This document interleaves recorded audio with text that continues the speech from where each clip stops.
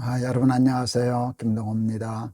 오늘도 우리 날마다 기막힌 새벽 기억하고 나오신 여러분 환영합니다. 오늘은 에스겔 37장 11절에서 14절 말씀입니다. 에스겔 37장 11절에서 14절. 또 내게 이르시되 인자야, 이 뼈들은 이스라엘 온 족속이라. 그들이 이르기를 우리의 뼈들이 말랐고 우리의 소망이 없어졌으니 우리는 다 멸절되었다 하느니라. 그러므로 너는 대언하여 그들에게 이르기를 주 여호와께서 이같이 말씀하시기를 내 백성들아, 내가 너희 무덤을 열고 너희를 거기에서 나오게 하고 이스라엘 땅으로 들어가게 하리라. 내 백성들아, 내가 너희 무덤을 열고 너희를 거기에서 나오게 한즉 너희는 내가 여호와인 줄을 알리라. 내가 또 내 영을 너희 속에 두어 너희가 살아나게 하고 내가 또 너희를 너희 고국 땅에 두리니 나 여호와가 이 일을 말하고 이른 줄을 너희가 알리라. 여호와의 말씀이니라. 옛날 청년 때 재미있는 소설 같은 걸 읽다 보면 가끔 너무 재밌어서 소설 끝나는 게 아까워서 몇 페이지나 남았나 이렇게 보고 아껴 읽는다는 말이 우습지만 아껴 읽었던 기억이 납니다. 에스겔서를 시작할 때 좀 두려웠어요. 어렵거든요. 그리고 밤낮 심판에 대한 얘기가 많았잖아요. 뭐 누구를 심판하고 바벨론 심판하고 뭐 유다 심판하고 이스라엘 심판하고 여러 나라 아수르 심판하고 하는 거의 똑같은 말씀의 반복인데 이 말씀을 가지고 어떻게 매일 날개새를 할 수 있을까 하는 두려운 마음이 있었어요. 그런데 벌써 37장이 되었네요. 제가 요즘 몇 장 남았나 자꾸 뒤져봅니다. 아까워서. 에스겔이 48장이에요. 이제 한 10장 남짓 하면 에스겔 끝나겠는데, 그렇게 힘들고 두려웠던 말씀 속에서도 하나님이 정말 우리에게 일용할 양식을 주시듯 일용할 그날의 말씀을 주셔서 여기까지 왔는데 얼마나 감사한지 이루 말로 다 할 수 없습니다. 킬케고리라고 하는 철학자가 아주 유명한 얘기를 했죠. 죽음에 이르는 병이 있다. 누구나 이 병에 걸리면 사람은 죽는다. 근데 그 죽음에 이르는 병의 이름은 절망이었습니다. 얼마나 아주 정확한 말인지 모르죠. 절망하면 살 수가 없죠. 인간이 겪을 수 있는 그런데 가장 큰 절망은 뭘까를 생각해 봤어요. 가장 큰 절망, 가장 큰 슬픔, 이겨낼 수 없는 아픔이 뭘까를 생각하는데 뭐 여러 가지가 있겠지만 저는 가장 큰 아픔과 가장 큰 절망과 가장 큰 슬픔은 자식이 앞서는 것이 아닐까 싶어요. 주위에도 자식이 먼저 부모를 앞선 그 분들이 있거든요. 할 말이 없어요. 예수님 당시에 예수님 태어나셨을 때 헤롯이 그 예수님 지역에 그 베들레헴 지역에 태어난 지 2살 아래짜리 남자아이들 다 죽이라 해서 수많은 아이들이 죽었지 않습니까? 그때 사방에서 애곡하는 소리가 났는데 성경에 이렇게 기록되어 있더라고요. 저들이 위로받기를 거절하였도다. 위로받는 걸 거절하죠. 위로 불가능한 거거든요. 어떻게 그게 위로가 되겠습니까? 그만큼 힘들고 어려운 절망이라고 얘기할 수 있습니다. 저희가 토요일마다 안녕하세요 목사님이라는 그 프로그램을 진행하고 있어요. 이제 우리 날개새 식구들이 이렇게 질문을 해오면 그걸 택해서 상담식으로 풀어나가는 일인데, 아주 토요일 날이죠. 지난 토요일 날, 젊은 자식을 앞세운 그 부모의 사연이 올라왔어요. 마음이 가슴이 부스러지는 것 같다. 부활의 소망과 구원의 소망이 다 있음에도 불구하고 이겨내지 못해서 어떻게 하면 좋겠나라고 하는 그런 상담을 받았었습니다. 근데 제가 그 상담에 대해서 할 말이 없어요. 그게 말로 해서 될 일이지 아니지 않습니까? 그보다 더 큰 절망이 세상에 어디 있겠습니까? 근데 제가 토요일 날 이렇게 상담을 했어요. 제가 연도도 정확히 기억하는데 82년도 제가 영락교회 부목사 할 때 하루에 2가정 장례를 집례한 적이 있었어요. 한 분은 80이 넘은 집사님, 정말 호상이었어요. 지금도 이해가 안 가는데 그분은 자기가 돌아가시는 시간을 알아주셨더라고요. 아침에 일어나서 마당 쓸고 식사 다 하시고 목욕하고 옷 갈아입으시고 자리 펴고 누우시더니 자녀들에게 물으셨대요. 지금 몇 시냐? 지금 몇 시입니다. 그랬더니 조금 더 남았다. 여러분 그게 이해가 되세요? 근데 그 사실이거든요. 그리고 몇 시간 있다 이제 돌아가셔서 한 장례니까 뭐 가족들이 슬프기도 하지만 호상이죠. 세상에 그런 호상이 있을 수가 없죠. 근데 바로 그날 저는 20살 난 청년의 장례를 또 집례해야 됐어요. 금호동에 있는 복음병원에서 그 장례 예배를 인도했는데 거기는 할 말이 없더라고요. 80 넘어서 자기의 죽음을 다 완벽히 이해하고 준비하고 간 그 장례는 호상이라고 얘기할 수 있었는데 젊은 아들을 앞세운 부모 앞에서 뭐라고 얘기해야 하나.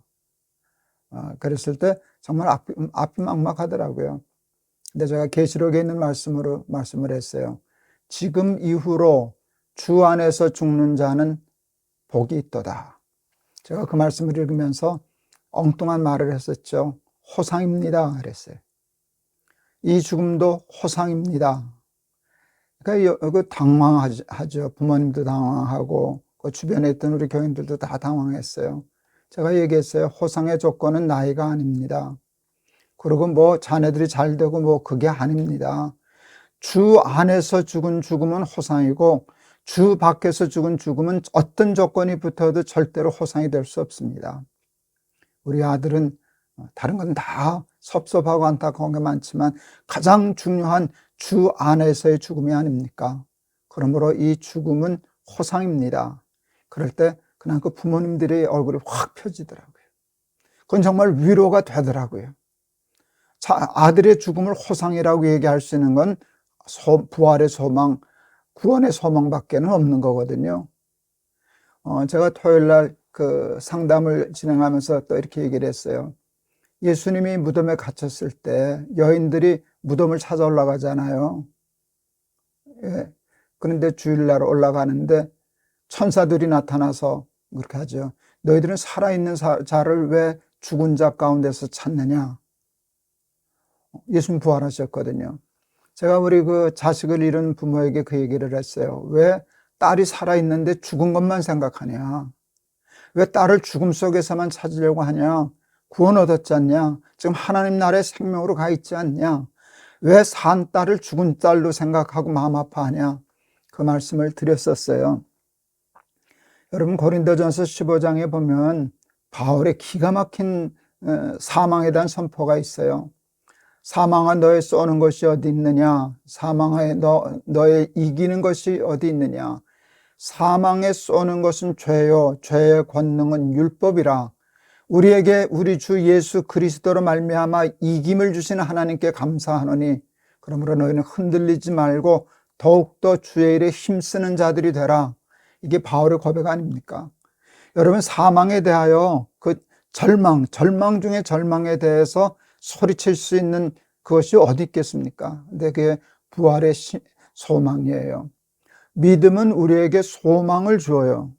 하나님을 믿는 믿음 때문에 모든 절망이 깨트려졌어요. 죽음의 절망도 심지어 자식의 죽음도 이겨낼 수 있고 뛰어넘을 수 있는 그런 능력이 하나님을 믿는 믿음 안에 있지 않습니까? 여러분 절망이 죽음에 이르는 병이라면 소망은 생명에 이르는 약이에요. 소망은 생명에 이르는 약이죠. 전에도 말씀드렸지만 여러분 세상에 죽음을 이길 수 있는 것은 단 하나도 없습니다. 그러니까 우리는 무엇을 하든지 결국은 절망에 부딪힐 수밖에 없어요. 그런데 고난과 역경과 모든 아픔과 슬픔을 그 좌절을 피할 수 있는 것은 없습니다. 그러니까 우리의 삶은 태생적으로 절망적이에요. 우리는 태생적으로 죽음을 전제로 하고 태어난 존재들이지 않습니까? 그런데 하나님을 믿는 믿음이 이 죽음의 권세, 절망의 권세를 깨뜨립니다. 소망을 줍니다. 능히 살겠느냐? 이 마른 뼈들이 능히 살겠느냐? 이 질문이 얼마나 중요한지 몰라요. 그 질문에 대해서 뭐라고 얘기합니까? 이 죽음을, 마른 뼈를 살릴 수 있는 것은 그건 불가능한 일입니다. 세상의 어떤 것을 얻어, 돈을 얻어, 권력을 얻어, 과학을 얻어, 그거는 불가능합니다. 그걸 하나님이 일깨우시는 거예요. 너 능히 살릴 수 있겠니? 없죠. 그런데 능히 살겠느냐라는 말씀 속에는 또 뭐가 있어요? 나는 살릴 수 있다는 거 너 알지? 내가 살릴 수 있다는 거 너 알지? 이제 한번 봐라. 여러분, 세상은 태생이 절망적이에요. 많은 사람들은 자기들만 고생하는 줄 알지만 모든 사람의 고생의 무게는 다 똑같다고 저는 생각해요. 가난한 사람은, 부자들은 고통당하지 않는다 생각하지만 여러분, 종류가 다른 고통이 있어요. 그 고통의 무게를 달아보면 가난한 자의 고통이나 부자의 고통은 같을 거예요. 종류는 달라요. 그러나 여러분, 고통의 무게는 같을 거예요. 모든 사람은 절망, 죽음의 삶을 살아가요. 잠시 무슨 마약에 도취되듯이 돈에 취해서, 쾌락에 취해서, 일시적인 성공에 취해서 자꾸 잊어버리고 살기는 하지만 결국은 우리는 죽음에 다다를 수밖에 없어요. 우리는 아무것도 할 수 없는 전적으로 무능력한 존재들이잖아요. 근데 우리에게 소망은 단 하나. 이 몸의 소망 무엔가 우리 주 예수뿐일세. 예수님 밖에는 우리의 소망이 없습니다. 소망은 천지를 창조하신 전능하신 하나님이 나를 사랑하셔서 너 죽는 꼴 못 본다. 내가 무슨 수를 써서라도 너는 살린다. 너 죽고 나는 못 산다. 내가 죽고 내가 살아야지 하시는 하나님이 내 하나님이신 것을 믿고 그 하나님의 말씀을 붙잡을 때 우리는 모든 죽음을 이겨내고 우리의 모든 마른 뼈와 같은 그런 죽음들이 다 생기를 얻고 하나님의 영으로 되살아나서 큰 군대 같은 힘을 발휘하는, 역사하는 그런 삶을 살아낼 줄을 믿습니다. 여러분, 에스겔 37장에 나오는 마른 뼈, 에스겔 골짜기의 마른 뼈, 그것은 단순한 옛날 이야기가 아닙니다. 그건 현실 우리에게 주시는 하나님의 말씀입니다. 우리는 매일매일 에스겔 골짜기 마른 뼈와 같은 삶을, 죽음의 삶을 살아가고 있잖아요. 하나님 없이는 절망할 수밖에 없잖아요. 수가 없잖아요. 사방이 막혔잖아요. 성경에도 있지 않습니까? 사방으로 우겨쌈을 당한다고. 피할 길이 없죠. 사방으로 우겨싸 들어오는데. 그런데 여러분, 하늘은 뚫려 있어요. 늘 우리의 소망은 하늘에 있고 우리의 소망은 하나님께 있고 우리의 생명은 하나님의 말씀에 있는 줄을 믿습니다. 하나님의 말씀을 통하여, 하나님을 믿는 믿음을 통하여 절망적인 마른 뼈와 같은 세상의 삶 속에서도 소망을 가지고 희망을 가지고 생명의 삶을 살아내는 우리 사랑하는 날기새 가족들 다 되실 수 있기를 주의 이름으로 축원합니다. 한번 기도하시겠습니다. 죽음에 이르는 병은 절망인데 우리의 삶은 절망의 연속입니다. 세상은 악하고 세상은 무섭고 우리는 연약합니다. 우리는 이 절망을 이겨낼 수 있는 힘과 능력이 없습니다. 과학으로도 돈으로도 세상적인 권력으로도 잠시 마약에 도취된 것처럼 잊어버릴 수는 있으나 해결할 수는 없습니다. 그런데 하나님을 믿는 믿음은 우리에게 소망을 줍니다. 이 몸의 소망 무엔가 우리 주 예수뿐일세. 우리 주 예수 밖에는 믿을 이 아주 없도다. 굳건한 반석이시니 그 위에 내가 서리라. 그 위에 내가 서리라. 하나님, 이 찬송이 우리의 신앙의 고백이 되게 하시고 그 믿음 가운데서 소망의 깃대를 붙잡고 승리의 삶, 구원의 삶, 하나님 나라의 삶을 살아내는 우리 사랑하는 날기새 가족들 다 되게 하옵소서. 예수 그리스도 이름을 받들어 기도하옵나이다. 아멘. 우리 날기새 가족들 중에도 지금 에스겔 마른 뼈 골짜기와 같은 삶을 살고 계시는 분들이 있으시죠. 또 지금은 아니더라도 전에는 그랬고 또 앞으로도 얼마든지 그런 일은 당할 수 있습니다. 이 세상은 그렇습니다. 그런데 우리는 낙심하지 않습니다. 절망하지 않습니다. 포기하지 않습니다. 내 영혼아 어찌하여 낭망하며 어찌하여 낙심하는가? 그렇죠. 너는 하나님을 바라라. 너는 하나님을 바라라.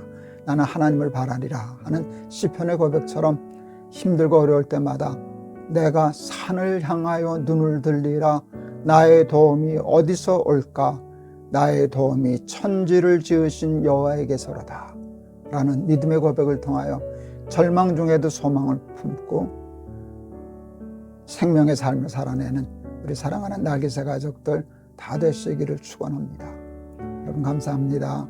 내일 또 뵙겠습니다. 여러분 사랑합니다.